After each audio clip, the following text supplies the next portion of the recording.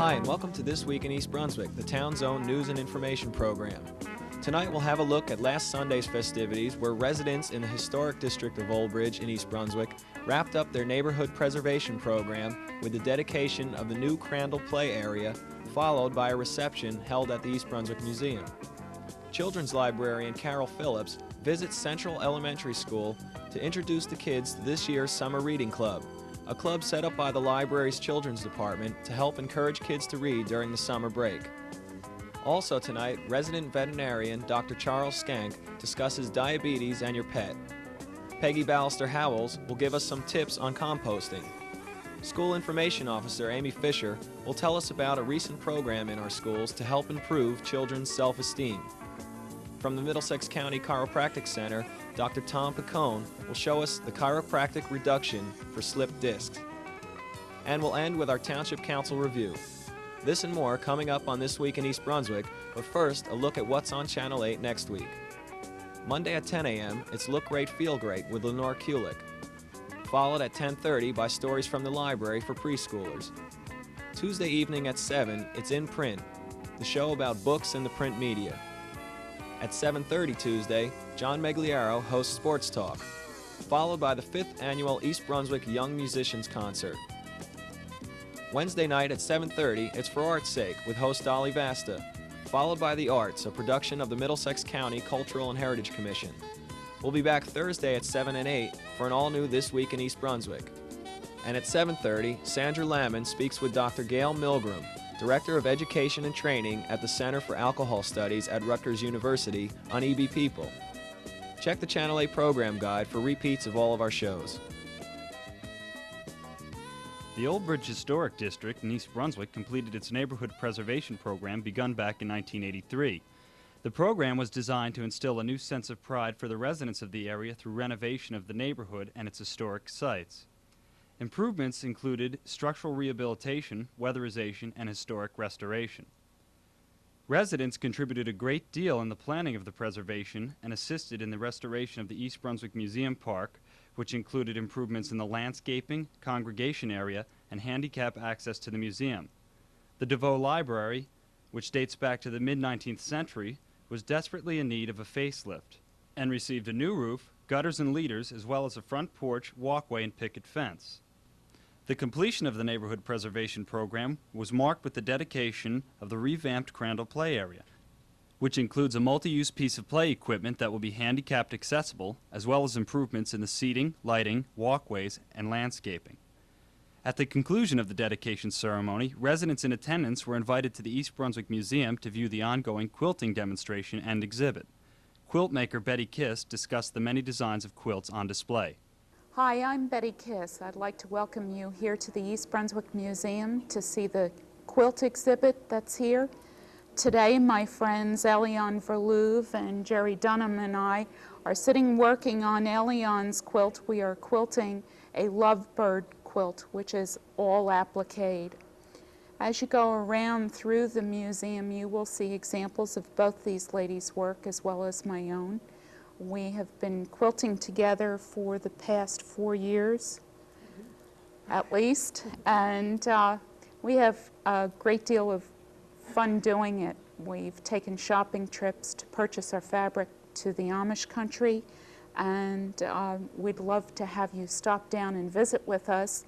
There are some fine examples of white-on-white quilting, Amish quilts, sampler quilts, pieced quilts. There's a blue and white quilt that has almost 3,000 pieces in it that was totally hand-pieced and hand-quilted. So we'd love to have you stop down and visit with us. Thank you.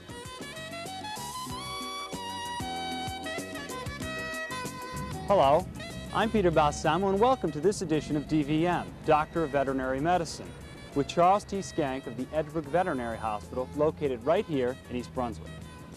Dr. Schenck, I'd like to talk about diabetes in pets. What exactly is diabetes? Diabetes is a disease originating in the pancreas. It is a lack of insulin hormone so that the blood sugar is not controlled in the pet. It's very similar to the insulin-dependent diabetes in humans. And how do animals contract diabetes? Contraction of diabetes is really not easily explained. It is a development that occurs. The pancreas is a malfunction in the cells of the pancreas that are responsible for originating the hormone. So this is a glucose deficiency, basically? Yes, it is. Okay. How is it that diabetes is detected? When we take the clinical history of the animal and we are suspicious of diabetes, we draw a blood sample, and the blood is analyzed for the level of glucose in the bloodstream itself. This gives us an idea of what is normal and what is abnormal. What are early warning signs to look for in an animal that might have diabetes? Sudden increases in the amount of water consumed. If an animal is consuming a pint of water every day, all of a sudden the owner will notice that that animal is craving water, maybe drinking a quart a day or more. And as a result, increased urination, increased accidents around the house, intense thirst, unusual thirst is the best way to describe it. And people who have dogs or cats that are diabetic, they can cope with this as if the pet was healthy, like a normal animal. Yes, what we do, Peter, is to hospitalize the pet for usually 5 to 8 days, during which time we plot the blood sugar of the pet. We begin insulin injections. We determine by the blood sugar what the units of insulin will be needed to control the diabetes. The owner is then instructed how to give the insulin and how to manage this pet at home. It's as simple in dogs as it is in people. Our owners get very adept at knowing what's happening with their pet. They're able to monitor urine samples for glucose, and they're able to judge very nicely how they're doing when they're giving the insulin injections. The owner of a diabetic animal must be a very patient, loving person. It does require patience, and it does require a lot of love. It must be given every day, the same as it is in humans. If you're a diabetic, you must take your medicine daily. You can't take any shortcuts. So that is a disadvantage in treatment. I might add that oral insulin, a type of medication that can be used in some human patients, does not work in the dog. So only insulin injections are effective in the canine or the feline. Okay, how about diet? Diet is important. What we normally do is to regulate their diet and put them on a single type of food, usually a prescription diet, that delivers the same amount of calories and constituents every day, so that there's no variation to throw the blood sugar off. If the animals are dieted, if they're kept rather carefully, they can live a happy life the same as a human with diabetes. Hi, my name is Kang. Lincoln's Dreams by Connie Willis is a book I recently read, which I thought it was very worthy of a recommendation to the young adult readers. The book has a very compelling, moving, and suspenseful plot, weaved in with several subplots. The protagonist of the novel was Jeff Johnston. He was a young historical researcher for a Civil War novelist. The plot thickens when he meets Annie, a young woman suffering from intense and very vivid dreams. She's convinced that the dreams are not her own, but of someone else's of the past, sending her a very imperative message. Jeff, being the only one to believe in her, takes her through an odyssey to the main battlefields and the sites of the Civil War. Through this emotional journey, they search for a source and meaning for her dreams. At the sites and battlefields, their love blossoms into an unbreakable love tied by the chains of history.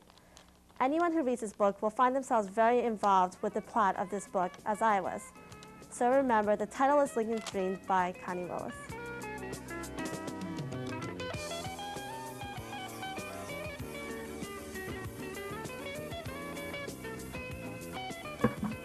Hi, I'm Peggy Ballister-Howells, and we're here in my garden to start another gardening season. We're going to start with compost. Even though most people think of compost in the fall, The spring is when you actually get to use it. So we're going to work with my compost pile now and show you some ways that you can use it. As you can see, right down here is the bottom of what was the compost pile. Now there's still some bits and twigs. They break up pretty easily because they're dry, and while it's not completely decomposed, it's in a very nice state for use as a mulch, particularly in the vegetable garden. I really prefer to use this kind of a mulch in the vegetable garden. So before we move more raw compost, raw material into this spot, I'm going to dig some of this out so that I can have it to put around some of the vegetables. Now the soil really improves under here, so we're going to dig down fairly deeply and save this nice material to use as a mulch.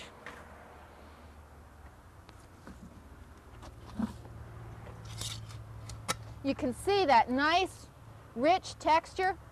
It's really an excellent material.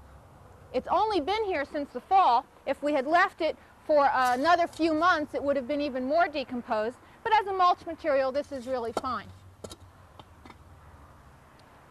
Now you can see I have this hose here. It's a little bit in the way of the digging, but what a blessing it is to have it here. I recently added this outlet in order to water the compost pile. Material will not decompose if it's dry, so this has become a real asset and will make composting a lot easier. Okay, I think that's probably just about all we can get out of this spot. And now we're going to move a whole lot of this green raw material onto the bottom of the pile so it'll get a chance to decompose. So I'll show you how to do that, and we'll be back with a bigger pile in just a minute. As you can see, I'm moving this partially decomposed material over. The freshest green material is on the bottom because it will be the bottom that will decompose first. You can see this is already partially decomposed. You can see it's dark brown. You can see some decomposition in here. If we work our way down to the bottom of this pile, there should be some nice material that we'll be able to make use of. You can see this is wet. A lot of rotting. Some green things are still popping up. This is relatively new, but the further down you get, the more decomposed the material is. So let's just finish this pile up over here so we can expose what's fresh on what's usable on the bottom, and then of course we're going to wet it down. Now this pile can go up to about here. Wouldn't want it any higher. This is all concrete. Remember, don't put a compost pile up against a wooden structure. We are talking about decomposition here, and we don't want to decompose your house or your garage or your shed. Okay, now we're going to wet this down, but before we finish up with this particular project, I want to show you a little handy device that you might find very useful, especially in a small backyard.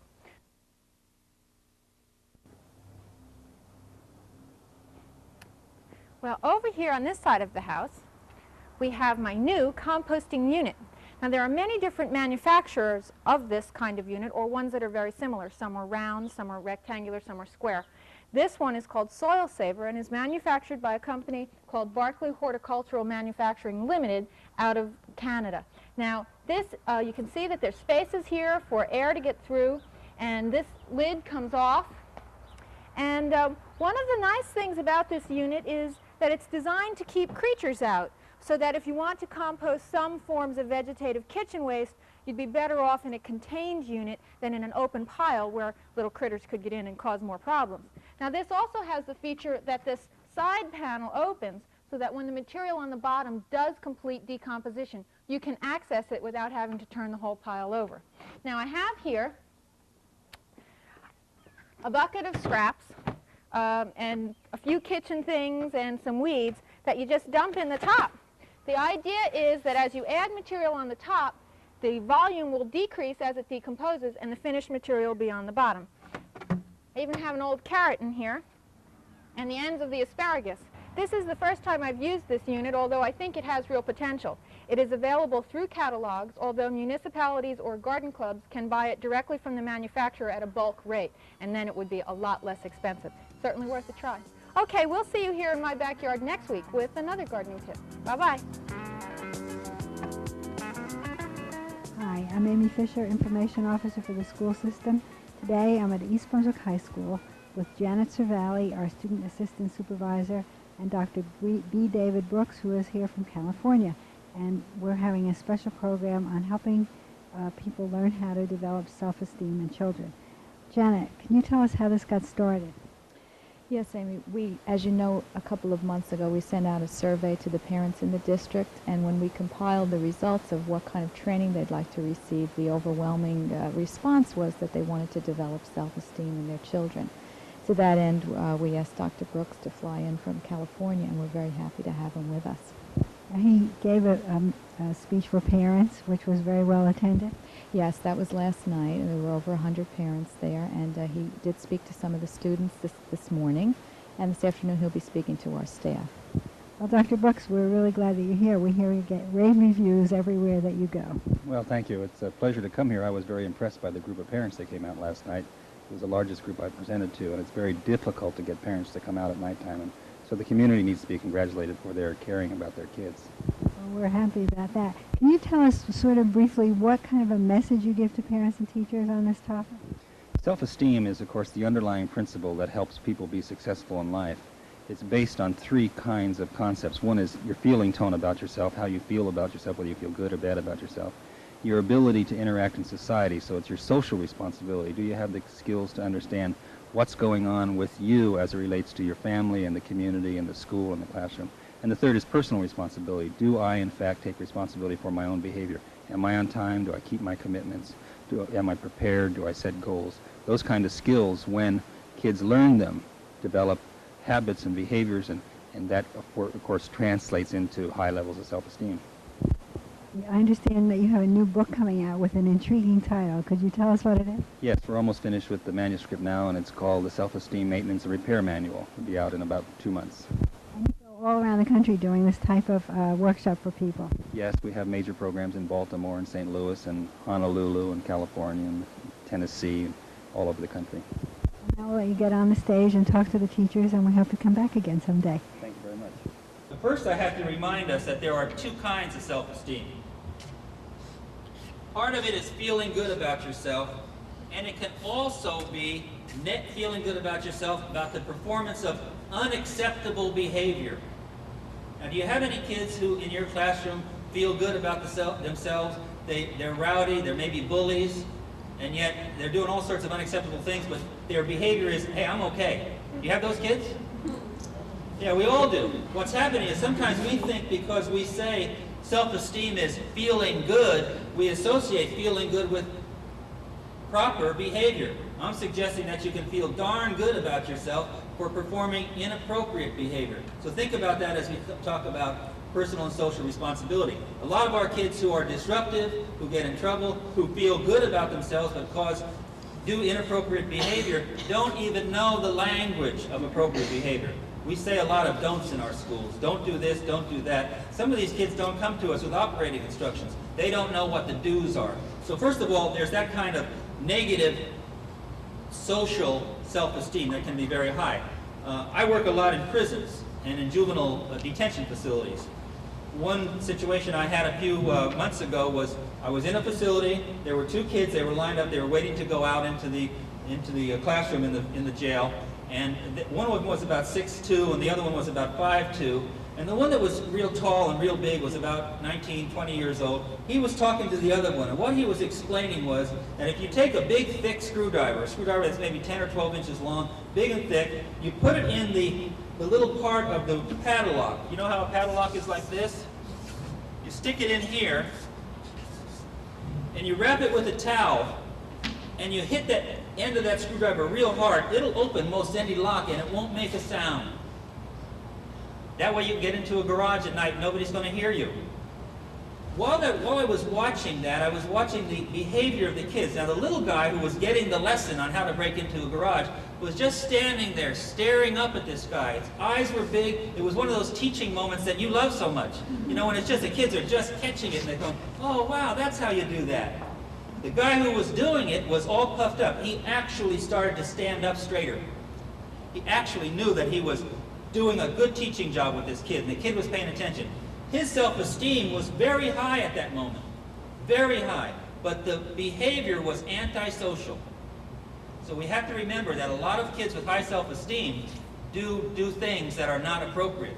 The other part of our self-esteem model is plus plus.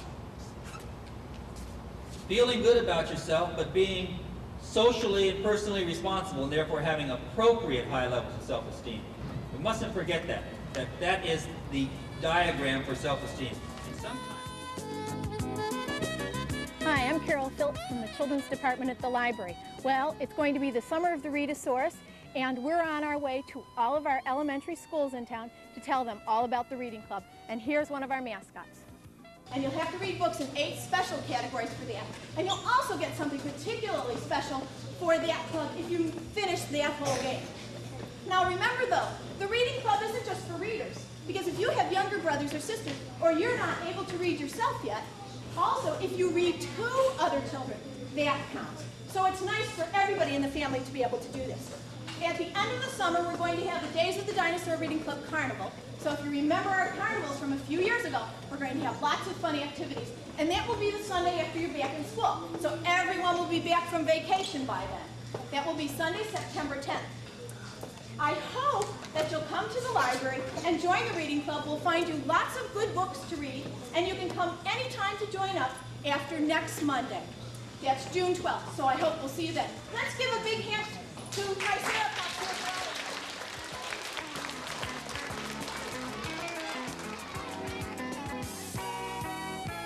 Hi, my name is Dr. Tom Picone of the Middlesex County Chiropractic Center here in East Brunswick. Today I'm going to show you the chiropractic reduction for the layman's term slip disc. In chiropractic terms, it is a lumbar disc herniation or lumbar disc protrusion. A lumbar disc is the cushiony pad that forms between the vertebra. And the pad is a flexible cushion designed to maintain the opening for the nerve root. When a disc wedges or bulges or herniates, it presses backward into the nerve root, causing extreme pain. When a patient presents with a lumbar disc protrusion, this is a typical x-ray that we would see for a patient like this. As you can see in this one, there is a wedging. The disc is narrow on the right side and wider on the left, causing a bulge to protrude laterally to the left against the nerve root. This nerve root is the L4 nerve root, and we see that L4 nerve root going into the buttock, down the back of the thigh, all the way into the calf and leg and into the toe. Patients will present with these complaints. The attempt of chiropractic reduction of the slip disc is to open this narrowed part of the disc on this side, reduce the bulge against the sciatic nerve root. For that reason, I'm going to take a contact on this patient that I have strapped onto a special table called a Cox table. This Cox technique, COX, is named after Dr. James Cox, who was the innovator of this procedure. What I'm going to do is contact the vertebra above the disc wedge. I'm going to hold this projection called the spinous process with my hand while I gently deflect the table downward. This will cause an opening of the disc space, relieving the entrapment on the nerve root. This technique is extremely painless and very beneficial. This technique is so responsive for this type of condition that if we do not see a 50% improvement in 2 weeks of care, we refer the patient for a neurosurgical consultation. Less than 5% of all lumbar disc herniations require surgery. Conversely, that means that over 95% of lumbar disc herniations can resolve easily through chiropractic care without surgical intervention. What I'm doing is a gentle pumping action, and this action is done for 20 repetitions, and then we leave the table in a downward flexion position for approximately 1 minute. Now, what this is doing is allowing the disc to suck in fluid from the surrounding tissues. When discs have been confined to little or no activity, the disc tends to dry out, much like a sponge would dry out when it is placed under the sink and given no water. It will become dry, shrunken, and brittle. The disc does the same. Now, if you take that same sponge and place it in a basin of water, it will allow the disc to become flexible and high again.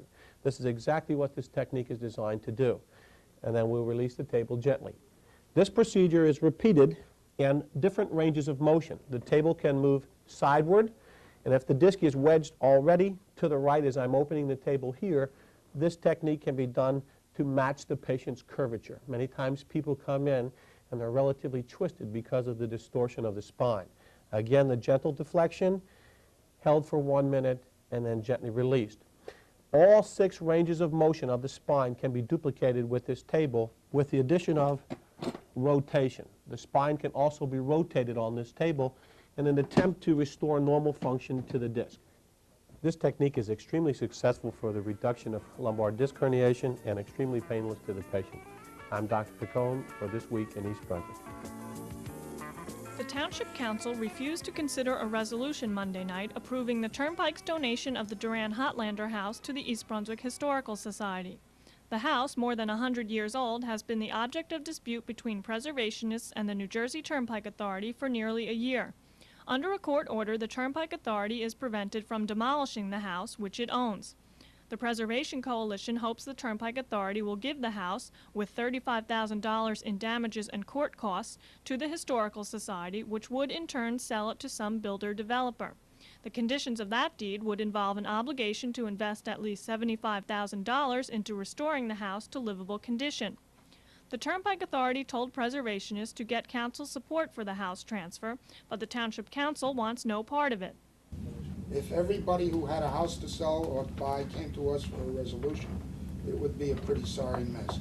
I only wish to convey my feeling that the Turnpike Chairman can be told by you that you have had 2 previous resolutions, and at this point the council feels that they are sufficient, and that the council has no desire to be further involved in this affair. As Councilman Sporn said, the council has made 2 resolutions in the past supporting the historical value of this vernacular farmhouse and its preservation. Also at Monday's agenda meeting, Mayor Sinagra expressed hope that a council member would represent East Brunswick on an expedition to the Baylord landfill in Ventura, California. The Middlesex County Utilities Authority is sponsoring the trip to the landfill, which is pioneering the use of treated sludge as a land cover. Because it will not be long before ocean dumping of sewage is forbidden, the mayor wants the township to be well prepared for disposal of East Brunswick sewage, and he wants to know what community impact he can expect if the whole county uses our landfill to dispose of their treated sludge, which is granulated and resembles dirt.